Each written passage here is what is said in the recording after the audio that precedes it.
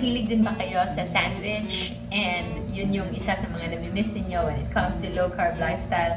Today, gagawa tayo ng sandwich na very special because it's low carb and at the same time, ito ay ma-enjoy natin. And it's not just a sandwich, but a panwich or pancake sandwich. So instead of regular bun, what is even better is a low carb bun in the form of pancake. So these pancake you can make on your own and pwedeng serve especially for the kids and for those na gustong magkaroon ng mga bread-like recipe na very madaling gawin sa kanilang bahay. So yon, I'm still on fasting and it's almost 2 o'clock na ba?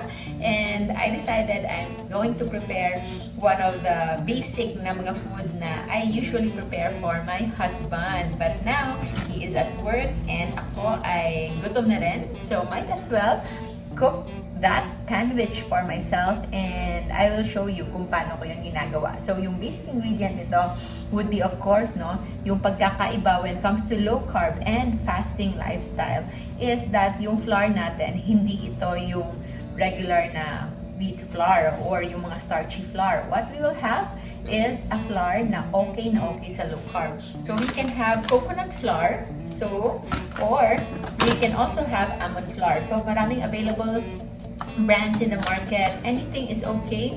So this one, kapag gumamit ka ng coconut flour, usually yung ratio is just half of the usual na flour ratio, like yung mga wheat flour, because this one magpa-puff pa. Whereas yung almond flour naman, eto naman kalahati or kahit gagawin mo siyang parang double or 1.5 because this one is maluwag. And if you use either of these flour, coconut or almond flour, you might need to add others like baking soda para ito ay mas lumobo, and then you can also add salt para merong lasa. So for the sake of convenience, I will use a keto pastry mix. So this is ultimate keto pastry mix. Ito ay meron ng almond flour, coconut flour, Himalayan salt, meron na rin baking powder, merong cream of tartar, may stevia erythritol blend, santan gum, psyllium husk, and whey protein. So this is pure low carb. So yan, sobrang bango. So we will make a ratio for 1 panwich. So ang kailangan lang is 1 tablespoon of this mix. If ever you will use coconut flour, so mga nasa less than 1 tablespoon lang. And if you will use almond flour naman, gagawin yung 2 tablespoons. So this one is just 1 tablespoon of this mix. So very easy lang to. So 1 tablespoon of this mix and then 1 egg. So isang itlog per tablespoon. So you can have 1 egg for this one. And then, yung isa sa pinaka-importante ingredient nito would be oil. So, meron tayong coconut oil here. So, nandito na yung coconut oil natin. So, we just put 1 tablespoon of coconut oil. So, this is 1 tablespoon coconut oil, or if meron kayong softened butter, pwede din yun. And para mawala yung effect na parang sobrang eggy, yung sobrang parang itlog talaga na lasa, we can add something acidic. So, meron tayong just any vinegar, white vinegar, or your apple cider vinegar, or pwede ring lemon juice. If you have lemon juice there, just half teaspoon. So, para ma-neutralize na yung lasa ng egg white that gives the distinct egg white na taste. So, that eggy taste. So, this is our mixture already. So, mix nyo lang yan. And this will already give you good for 2 pieces of pancake. So, this one, sa mga nakatikim na ng UKP mix from LCF Essentials PH, you can check that also. But if you want to make your own recipe, so marami po yan sa Life Without Rice natin na group. In our Life Without Rice group naman, sobrang daming easy recipes dyan using either coconut flour or almond flour. Yung coconut flour and almond flour, medyo hindi sila nagsistick together. So, kailangan siya ng binder. That's why we usually have psyllium husk or santan gum as primary binders natin. So, yan. So, yan. Ganun lang siya kalapot. Okay. So, this is already good for 2 pancakes para gawin natin siyang pang sandwich natin. So, if you can leave it a little while, it's much better kasi nagso-soften pa at nagmi-mix pa. Meron time na if they stick together for quite some time, mas kumakapit yung flavor. It takes time kasi for the santan gum and the psyllium husk na lumabas na parang ma-activate yung kanilang binding effect. So, these ones, ito, somewhat okay na ito. Okay? If it's a little pa na less sticky, you can add a little oil dahil baka hindi yun 1 tablespoon yung oil natin kanina, no? Wala kasi akong tablespoon measurement ngayon dito or pagod lang ako maghanap. So, this one. And this one, you can already cook in your any of our non-stick na frying pan. Hindi na kailangan ng oil because this one is already embedded with oil. So, yan. So, this is already the butter. Hindi nyo kailangan maging super na strict for this consistency. I've made a number of versions also na hindi ganito ka-sticky and they still come out well. You can never go wrong with combining everything that's yummy. So, yan. First, yan lang. So, eto, good for tuna. So, that is our pancake and we will now turn on our gas for our pancake. So, low fire lang. And when you cook, same pa rin ng usual na pagluto ng pancake, which would be hintayin na parang mag-bubble on the side or mag-dry up na on the side for you to flip it. So, pwede mo na siyang i-flip right after. So, tingnan natin. This is already our pancake batter. So, you can see sobrang dali lang, especially sa mga nagsisimula pa lang na craving for that consistency na parang tinapay na hinahanap ng karamihan because yun nga yung nakasanayan natin and we know now na when it comes to low carb nutrition, ang tinapay po ay non-essential. So, pwede tayong mabuhay ng walang tinapay. So, but for those na nag-a-adjust pa lang, then we can have these ones. At para rin, it smells so good. Para na rin na meron tayong mga pang spice up sa ating everyday na kinakain to make sure na hindi rin tayo maubumay. And of course, we don't want to miss anything in this way of life. So yan, mainit na. So we put it on low fire. And I will show you kung ano yung mukha niya after. So, okay. So yan. We will see. Wow, sobrang, it looks like sobrang malapot siya. So, okay lang. At least it's going to be very dense. Kasi others, you can add like oil to it. Pero ako, mas gusto kong dry lang. Kasi when it is dry, mas mapipil ko yung parang magiging sandwich niya. Okay, and when it's like that kind of sandwich nga, I can appreciate more yung palaman. And for our palaman, for this one, you can have any of your favorites. So, basic lang natin dito, cheese, eggs, and any meat. So, meron akong mga thin slices of pork here. I will just slice some pork at lalagyan natin ng cheese and egg and some mustard, kakaunting mayo na where we can also make our homemade mayo. So next time yun yung pag-aaralan natin how to make an instant homemade mayonnaise. And in here, I think mamaya-maya papakita ko sa inyo how good our pancake would look like. And that one you can also do on your own. So we're already at 9 minutes at marami na tayong kwento. So we will see how our pancake would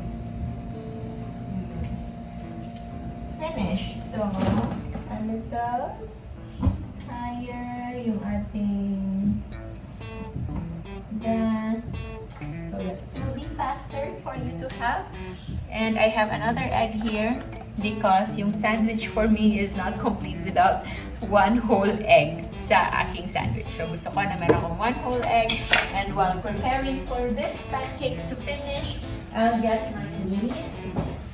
So meron akong nakuha ang smoked bacon here. And there's also ham. So these ones, hindi ito honey-cured bacon. So these are just smoked bacon. So wala siyang any sweetener, just salt.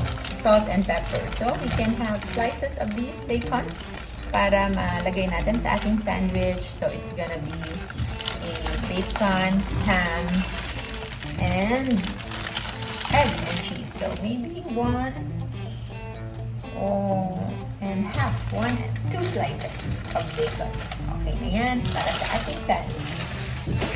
So, that's just for our bacon. And then for our ham, these are whole ham. So, eto yung totoong ham talaga. Kasi makikita mo that it's all meat.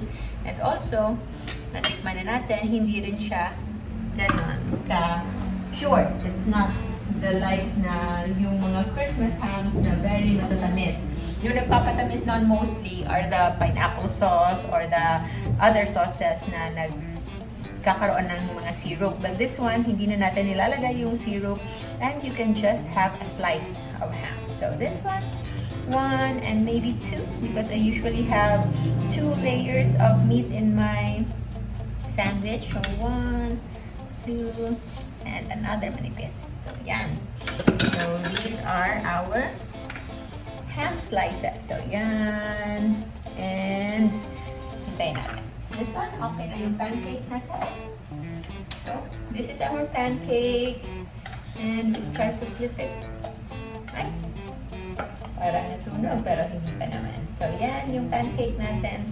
This is already good enough for our other half ng ating sandwich, the low carb sandwich. So this one, ganda na ba? The other side, if you will look, kasi nagluluto siya agad. So this one, it's so pretty.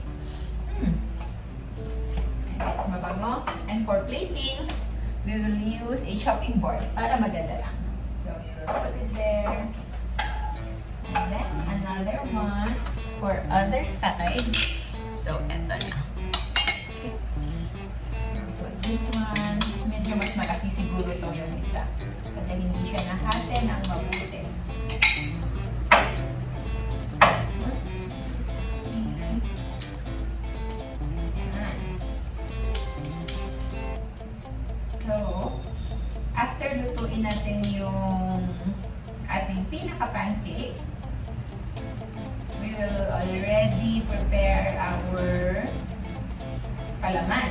So, yung palaman natin, which is egg and meat. So, yun yung pinaka-basic. I add cheese for some calcium and of course, for the young. Kasi parang hindi complete yung sandwich experience without cheese, no? But of course, para sa mga kailangan pang mag-heal, remember that cheese and dairies are in our caution list. So, careful lang if you are still sensitive to cheese and dairies, baka hindi nyo pa kaya mag-accommodate. And if ever you choose cheese, you choose the natural cheeses, hindi yung mga processed cheese. Kasi yung processed cheese, most likely they're using vegetable oil na. Good thing sana, they're using coconut oil. But we can never be sure kung ano talaga yung ginagamit nila. So might as well stay away from them. So with the cheeses, meron tayong shredded mozzarella. Nasaan yung shredded mozzarella natin? Here. So, shredded cheddar. Shredded cheddar pala. So, this is shredded cheddar cheese na pwede natin gawin mamaya for our other half of our sandwich. So, this is going to be a bacon, ham, nandiyan na, no? Bacon, ham, and nasan yung egg natin? Bacon, ham, and egg sandwich. Wala na yung egg. Oh, yan. Bacon, ham, and egg sandwich. Naubusan na tayo ng brown eggs. Humingi lang tayo ng egg sa ating most beloved neighbor here, which is Mommy. So, hello, Mommy. Maraming salamat for supplying whatever it is na kulang dito sa aming unit. So, yan. So, this one. So, very easy. Yan. Flip lang. So, that's already your pancake. So, yan. Can you see? Yan. That's the pancake. That's our pancake. Yan. So, with this pancake, it's already very easy to prepare. So, para sa mga may mga kids dyan, look, very easy. Yan, medyo sunog yung kabila, but mabango pa din. So, yan. It's a very easy fix for those na gustong magkaroon ng that bready taste. Especially for breakfast, kasi maraming mga mommies and daddies na parang sanay na sanay sila na whenever they consume breakfast, it should be parang merong tinapay, pandesal, bread alike. Those are not essential. Hindi siya essential when it comes to our nutrition. It's just a matter of a habit. It's just a matter of us getting used to it. So, one way is to, at least, kung hindi pa talaga kayang fully let go, we can replace them with the safest alternative na ikaw mismo yung gagawa sa inyong bahay. Okay? So, this one, it's already done. So, pwede na tayo magsimula sa ating mga palaman. So, of course, we still use our coconut oil. So, ito yung coconut oil natin dito. Ilagay ko lang yung coconut oil. And we can already put our egg there. Pwede na silang sabay-sabay. Hindi na kailangang individual pa. So, we can put the egg on that side. So, merong egg on one side. And then, unahin natin yung bacon because bacon is raw. At mamaya na yung ham because ham is already cooked.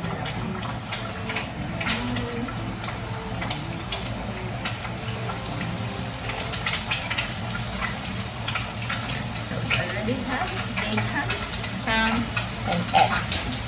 And then, for our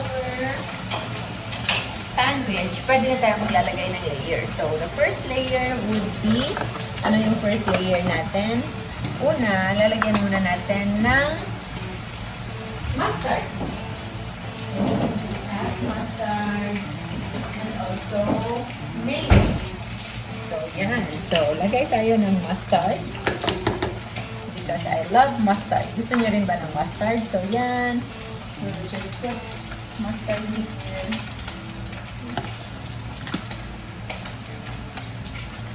As the first layer. And then, pagkatapos ng mustard, we can add one of our meat. So, kung okay na yung meat natin dito, we can also have our egg. Gamitin natin yung egg.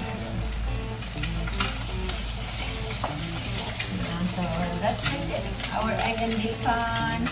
And then, add natin yung ham. Because ham is already cooked. So, no need to stay it there for so long. Kasi if sobrang tagal ng ham, it will dry up at hindi na siya ganun sarap. So, enough lang na mainit yung ham.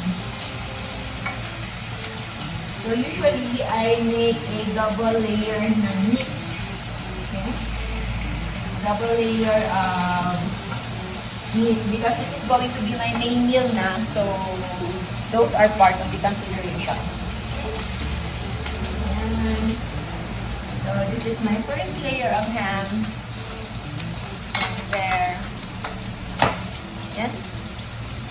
So, just ham on one side. Pagkagalan sa konting ham dyan.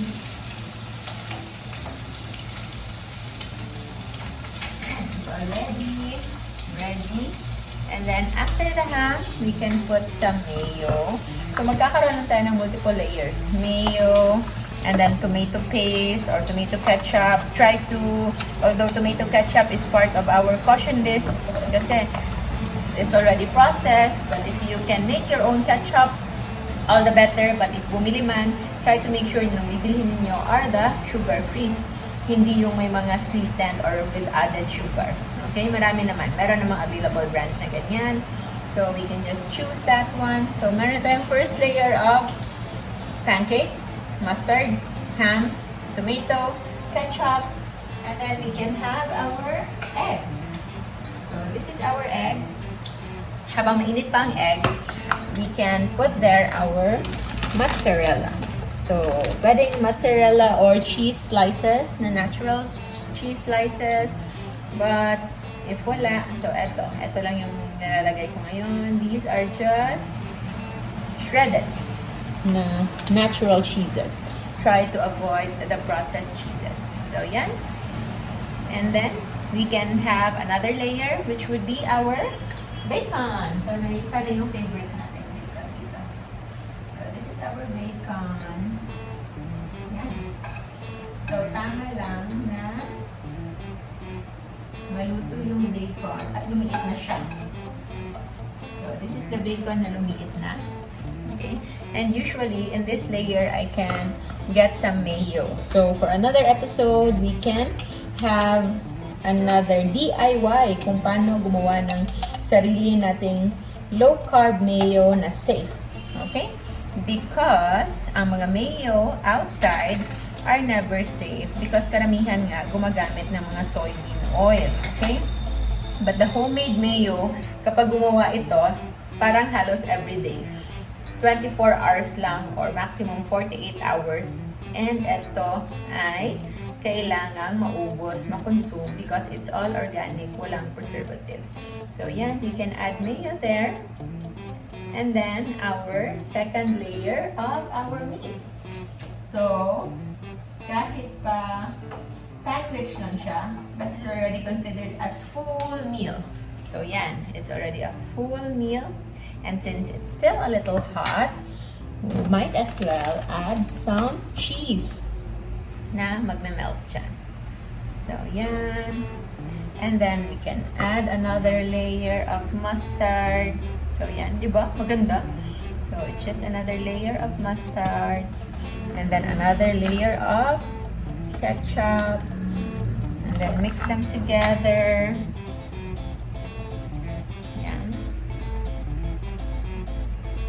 Then you can cut na your low-carb Panwich. So this is now your low-carb Panwich. So can you see that one? It's also good. So yan. So it's double layer of pancake, of ham and cheese, and then there's egg and bacon in the middle. So yan, medyo mahirap siyang kainin ng isahan lang. So when you serve this one, serve this with knife and fork. So this is a fork and knife for my brunch.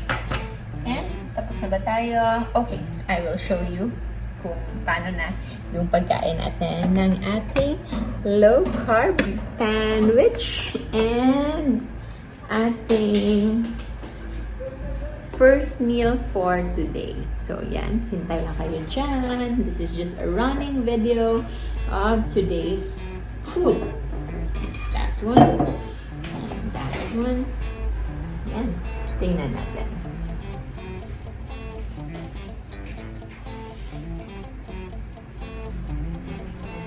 Here.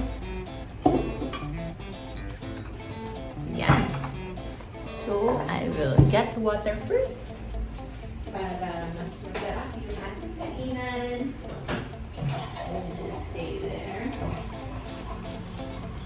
And mag-free taste na tayo. Free taste, pero ako lang mag-isa dito. No?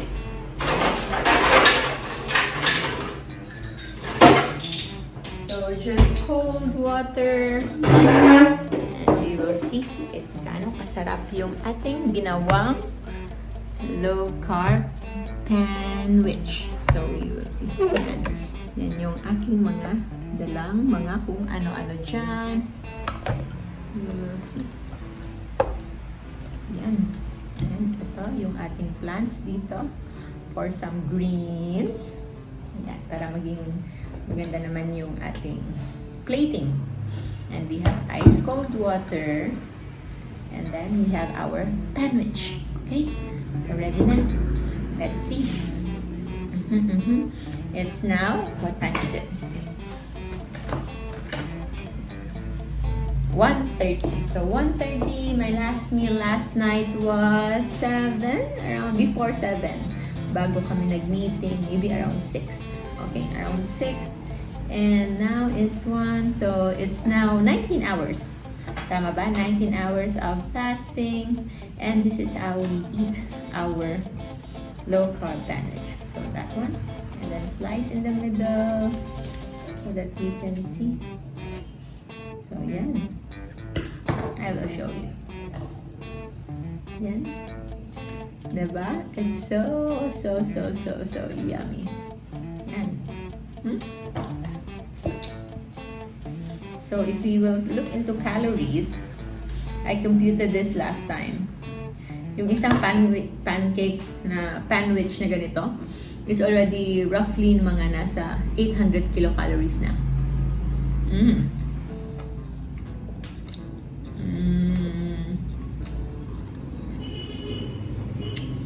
It's so good.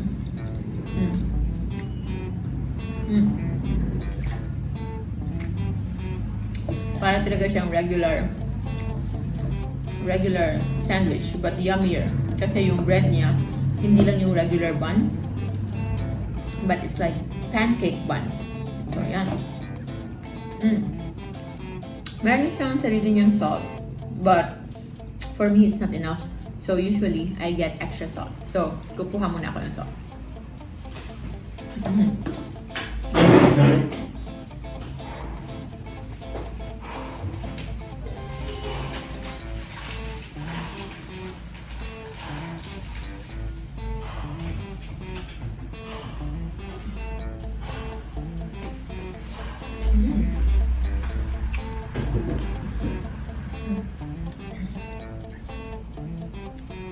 So, any rock salt is okay. Any salt is okay.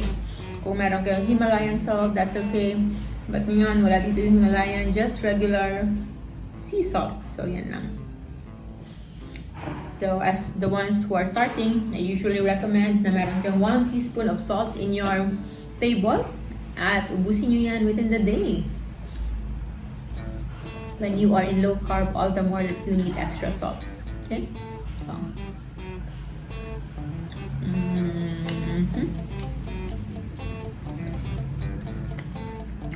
it's so good.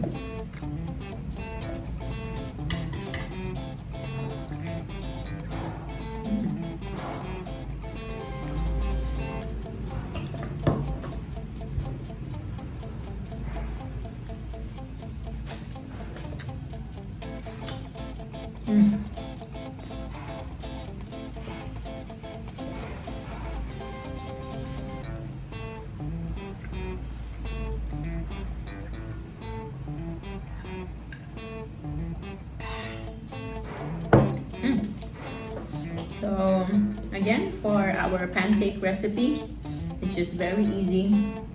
1 tablespoon of UKP mix or any equivalent na almond flour or coconut flour, and the recipe is in Life Without Rice. If hindi pa kayo part ng Facebook group namin ng Life Without Rice, be a part of it, and it will really help you sa pagsisimula niyo ng low carb lifestyle, because the community is very helpful for those na naghahanap ng mga recipes and menus, kung ano yung kakainin nila for the day.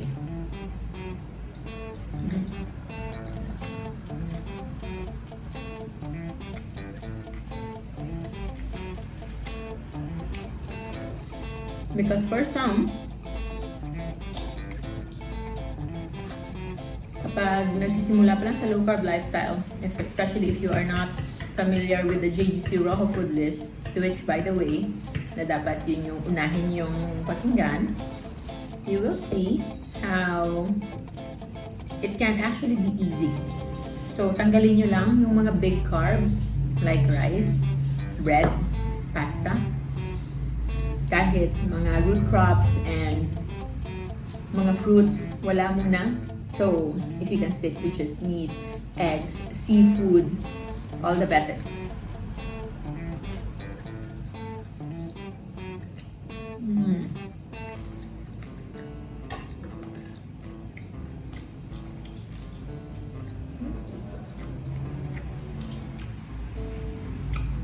And that's why joining a community is really, really helpful. Sa mga may mga tanong, you can also join Low Carb Feasting and Fasting community, because that's the supplementary group ng Life Without Rice, wherein doon naman natin pinag-uusapan yung mga tanong and other aspect of LCF. Sorry.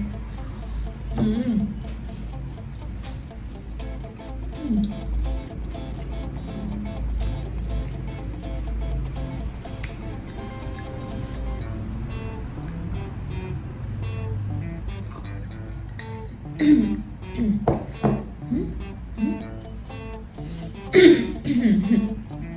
you. Yan. So, this is another riceless meal, but you won't feel that it's low carb because you can actually enjoy the flavor and the experience of eating a special kind of sandwich. For those na gusto magbaon nito, I suggest you wrap this one in aluminum foil for easy packaging, and also when you wrap it in aluminum foil, it would look more appetizing. I will show you next time kapag magpe-prepare ako for baon. One True Love.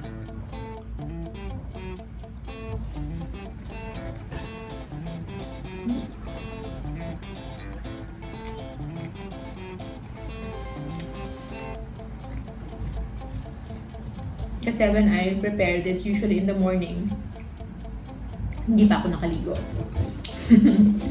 So, that's why hindi ako gumagawa ng videos that early morning pa.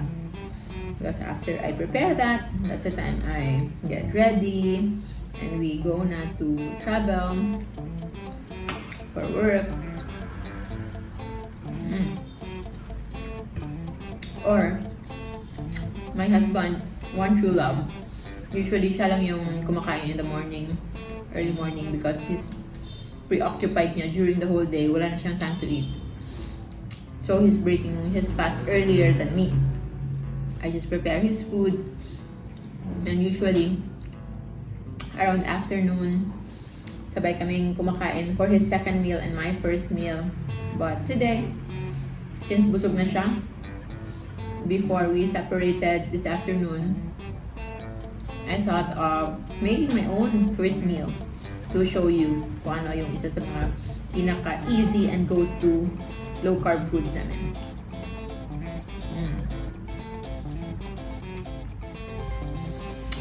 So it can be any meat. The less processed, the better.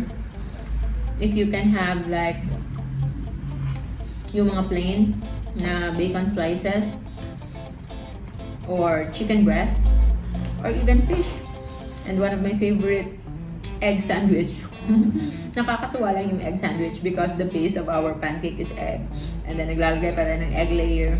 And if you make egg na filling, na spread, it would all be egg.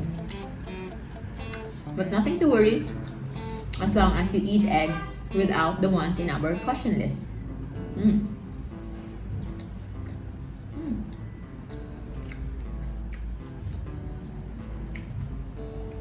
Ano pang other palaman? Roast beef. Roast beef sandwich is also very, very good.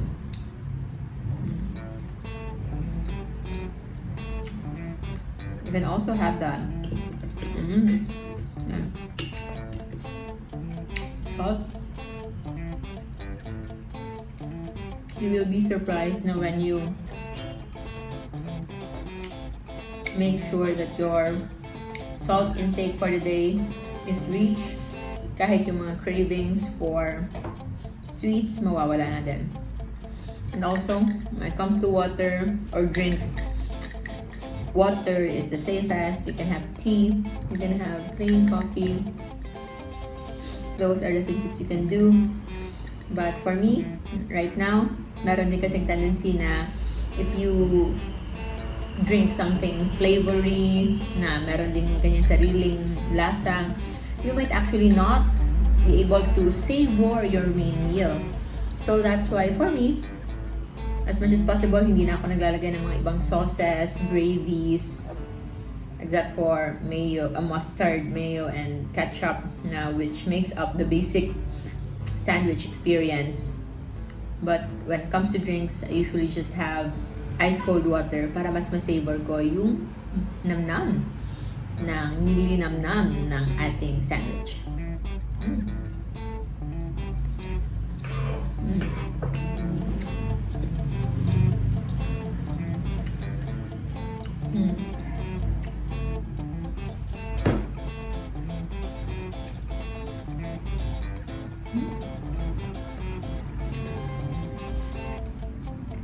Just a layer of egg and the pancake and the meat.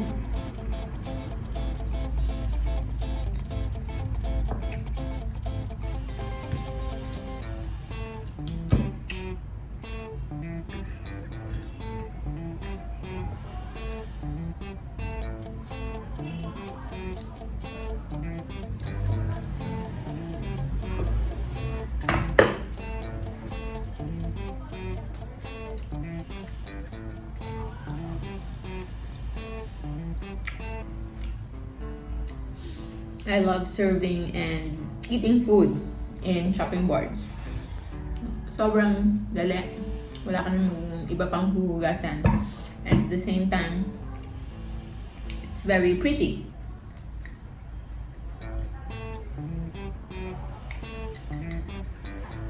Usually, when I just eat, hindi tulad ngayon that I record while I'm eating. I don't drink water too often. I chew my food more until such a point na hindi ko na kailangan ng pantulak because it's already chewed enough. So, madali na siyang anukin. However, for the interest of time, para hindi naman kayo mag-bored na nanonood lang habang ako ay ngumuya, I'm making it a little faster. So, we all be finished with our today's food, low carb main meal for today, especially made for those na merong mga estudyante or nagtatrabaho or anyone na gustong kumain ng low carb sandwich meals or baon. So yan. It's all simot.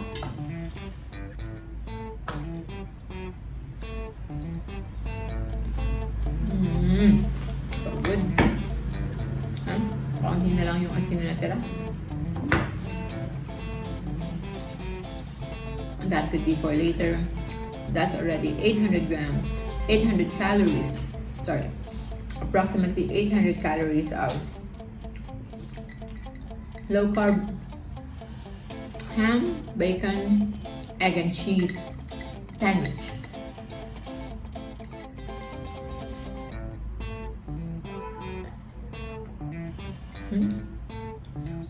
So yun lang muna for now. Maraming salamat. I'll see you in our next video. Remember to always stay low carb so that we all stay safe. Bye bye everyone.